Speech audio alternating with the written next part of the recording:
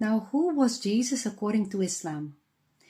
The Quran says that Jesus was a messenger of God sent as a sign and mercy for mankind. Now, there have been many messengers, but Jesus is the only one with the title Messiah.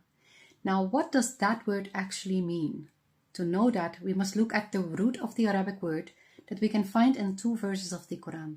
Verse 5.6 that says, "Wipe your heads," and verse 38-33, where Solomon caresses the skin of a horse. So the idea behind Messiah is to be touched by, right? Now, logically, in the case of Jesus, the interpretation is touched by the metaphorical hand of God, right? Now, keep that visualization in your head. Important. Now, the Quran also says that Jesus was born from a miraculous birth placed in the womb of a virgin mother, and that as soon as he was born, he could speak. Now, that's not normal human baby behavior because we have to develop consciousness and skills and all that.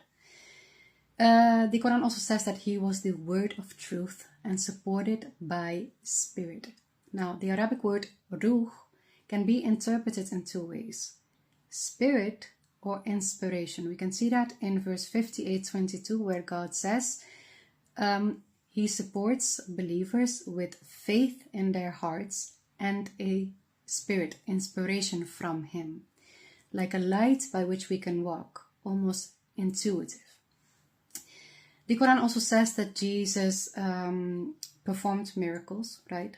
But it was God doing that like through him. And that God taught Jesus the Torah, gospel, and the wisdom. And that he made lawful for the children of Israel some things that were forbidden. Now, the key question is obviously, what is the gospel? To understand that, you must see things on a timeline.